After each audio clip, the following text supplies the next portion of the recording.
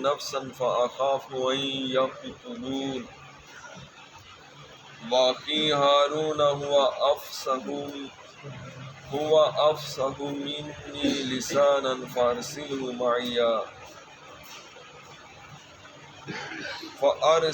معي يرد أن يصدقني إني أخاف أن يكذبون آمنت بالله صدق الله العظيم۔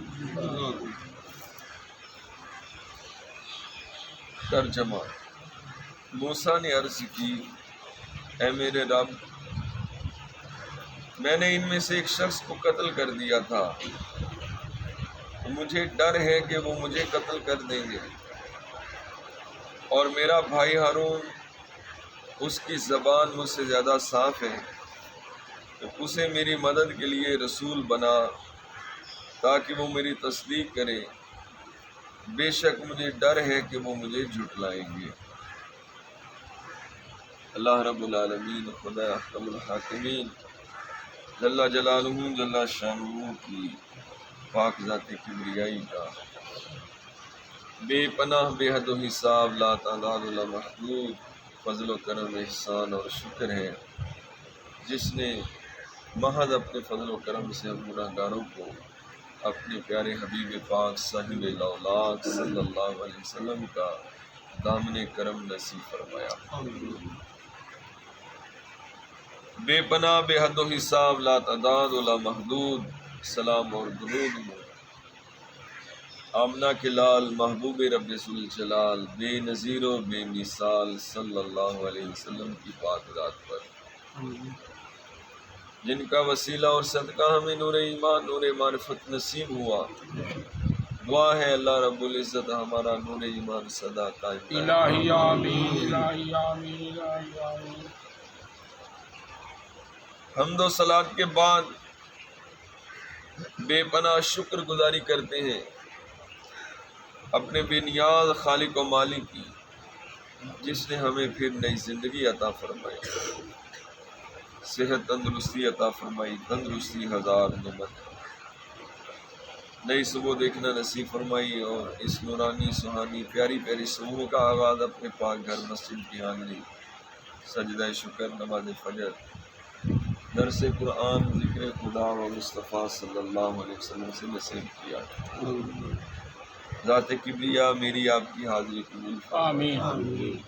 ہم سب سے صدا کے لیے راضی ہو الہی جائے، آمین۔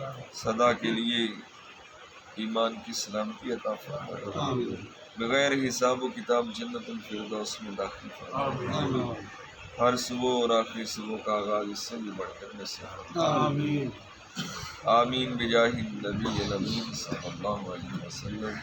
صلو علی الحبیب صلی اللہ علی محمد صلی اللہ علیہ وسلم۔ میرے محترم نمازی سب بھائیوں، الحمدللہ توفیق خداوندی سے ہم 20واں سپارہ سورۃ القصص جناب موسیٰ علیہ السلام کے حالات زندگی پڑھنے سننے کی سعادت حاصل کر رہی ہیں۔ جیسا کہ کل ہم نے درس قرآن میں سنا کہ آپ کو اللہ تعالیٰ نے 2 معجزات عطا فرمائے،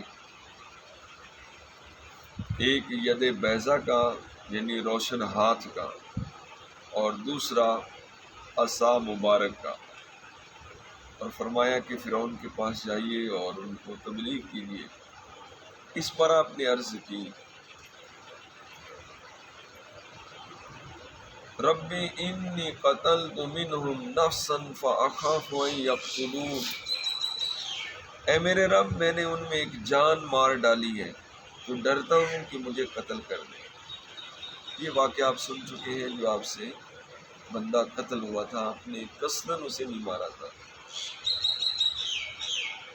اس کا آپ ذکر کریں کہ یا اللہ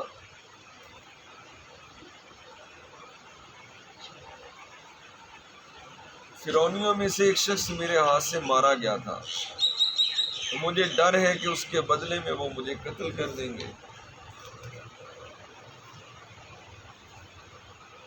وَأَخِي هَارُونَ هُوَ أَفْصَحُ مِنِّي لِسَانًا، اور میرا بھائی ہارون، اس کی زبان مجھ سے زیادہ صاف ہے۔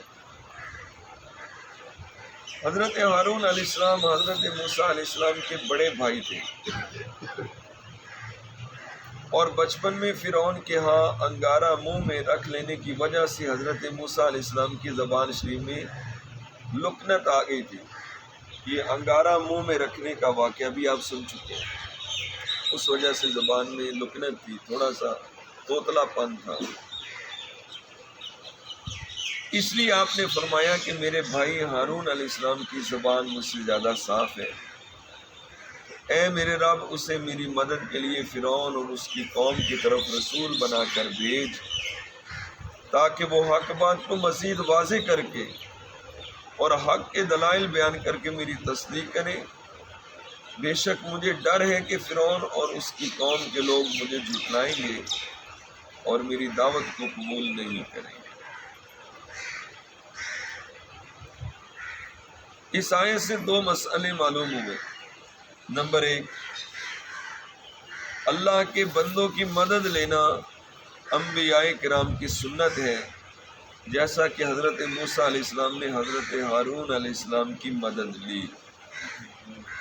اور نمبر 2، بزرگوں کی دعا سے وہ نعمت مل سکتی ہے جو کسی اور سے نہیں مل سکتی، جیسے ہارون علیہ السلام کی نبوت حضرت موسیٰ علیہ السلام کی دعا سے ہے۔ سبحان اللہ۔ یعنی بعض دفعہ بندے کو دعا وہاں تک پہنچا دیتی ہے جہاں تک وہ کسی اور صورت میں نہیں پہنچ سکتا۔ اللہ اللہ اللہ۔ اللہ اکبر۔ اس آیت میں حضرت ہارون علیہ السلام کی فصاحت کا ذکر ہوا اور ان کی زبان کی صفائی کا ذکر ہوا۔ اگرچہ اس سے مراد زبان میں لکنت نہ ہونا اور صحیح صحیح بات کرنا ہے، لیکن لفظ فصاحت کی مناسبت سے یہاں ہم تاجدار رسالت صلی اللہ علیہ وسلم کی زبان اقدس کا اور آپ کی زبان اقدس کی فصاحت کا بیان سنتے ہیں۔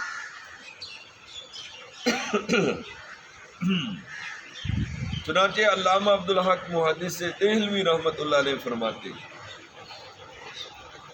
حضور اکرم صلی اللہ علیہ وسلم کی زبان مبارک کی فصاحت، کلام میں جامع الفاظ، انوکھا اظہار بیان، حیرت انگیز احکامات اور فیصلے اتنے زیادہ ہیں کہ شاید ہی کوئی غور و فکر کرنے والا شخص ان کا احاطہ کر سکے۔ آپ صلی اللہ علیہ وسلم کے اوصاف کا بیان اور ان کے بیان کا زبان کے ساتھ اظہار ممکن ہی نہیں، کیونکہ اللہ تعالیٰ نے حضور پاک صلی اللہ علیہ وسلم سے زیادہ فصیح اور شیریں بیان دوسرا پیدا ہی نہیں فرمایا۔ ایک مرتبہ حضرت عمر بن خطاب نے عرض کی، یا رسول اللہ صلی اللہ علیہ وسلم، نہ تو آپ کہیں باہر تشریف لے گئے اور نہ آپ نے لوگوں میں نشست و برخاست رکھی، پھر آپ ایسی فصاحت کہاں سے لائے ہیں؟ آپ صلی اللہ علیہ وسلم نے ارشاد فرمایا، حضرت اسماعیل علیہ السلام کی لغت اور اصطلاحات جو ناپید اور فنا ہو چکی تھی، اسے جبریل علیہ السلام میرے پاس لے کر آئے، جسے میں نے یاد کر لیا۔ نیز آپ صلی اللہ علیہ وسلم نے ارشاد فرمایا، میرے رب نے مجھے ادب سکھایا تو میرے ادب کو بہت اچھا کر دیا۔ سبحان اللہ۔ عربیت کا وہ علم جو عربی زبان اور اس کی فصاحت و بلاغت سے تعلق رکھتا ہے، اسے ادب کہتے ہیں۔ اور علامہ عبد المصطفیٰ اعظمی رحمۃ اللہ علیہ فرماتے ہیں کہ آپ صلی اللہ علیہ وسلم کی زبان اقدس وحی الہی کی ترجمان اور سر چشمہ آیات و مخزن معجزات ہیں۔ اس کی فصاحت و بلاغت اس قدر حد اعجاز کو پہنچی ہوئی ہے کہ بڑے بڑے فصحاء بلغاء آپ کے کلام کو سن کر دنگ رہ جاتے تھے، جیسا کہ اعلیٰ حضرت امام احمد رضا خان رحمۃ اللہ علیہ فرماتے ہیں، تیرے آگے یوں ہیں دبے لچے فصحاء عرب کے بڑے بڑے، کوئی جان منہ میں زبان نہیں بلکہ جسم میں جان نہیں۔ آپ صلی اللہ علیہ وسلم کی مقدس زبان کی حکمرانی اور شان کا یہ اعجاز تھا کہ زبان سے جو فرما دیا وہ ایک آن میں معجزہ بن کر عالم وجود آ گیا۔ وہ زبان جس کو سب کن کی کنجی کہیں، سبحان اللہ، اس کی نافذ حکومت پہ لاکھوں سلام، اس کی پیاری فصاحت پہ بے حد درود، اس کی دلکش بلاغت پہ لاکھوں سلام۔ سبحان اللہ۔ اہل عرب کو اپنی زبان دانی پہ بہت ناز تھا، اور وہ اپنے علاوہ سب کو اجمی کہتے تھے۔ اجمی کا معنی ہے گونگا، یعنی دوسروں کو ہمارے علاوہ تو بات ہی کرنی نہیں آتی، وہ تو ہے ہی گونگے۔ اور ایسی ایسی فصاحت تھی ان کے پاس،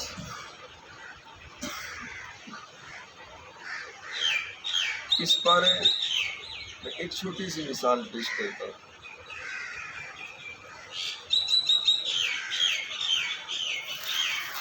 دو شخص کسی کے گھر گئے، مہمان بنے، پھر اس میزبان کو کسی طرح برگلا کے اپنے ساتھ لے گئے۔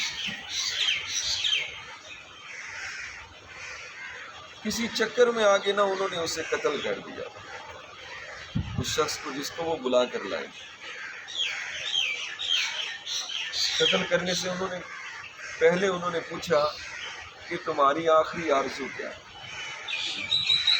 اس شخص نے کہا، یہ حضور کے دنیا میں تشریف لانے سے پہلے کا واقعہ۔ اس شخص نے کہا کہ میں ایک شعر کا پہلا مصرع پڑھتا ہوں۔ میرے گھر میں میری بیٹی ہے، تم جا کے کہنا تیرے باپ نے یہ کہا ہے کہ اس کا دوسرا مصرع مکمل کر۔ انہوں نے کہا ٹھیک ہے۔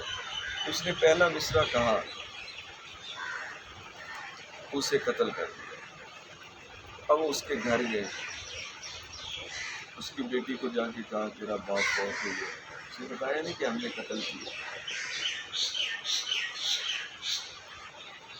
تو آخری وقت اس نے ہمیں وصیت کے طور پہ یہ کہا ہے کہ میرے گھر جانا، میری بیٹی کو کہنا کہ یہ شعر ایک میں مصرع ہے، دوسرا تم مکمل کر۔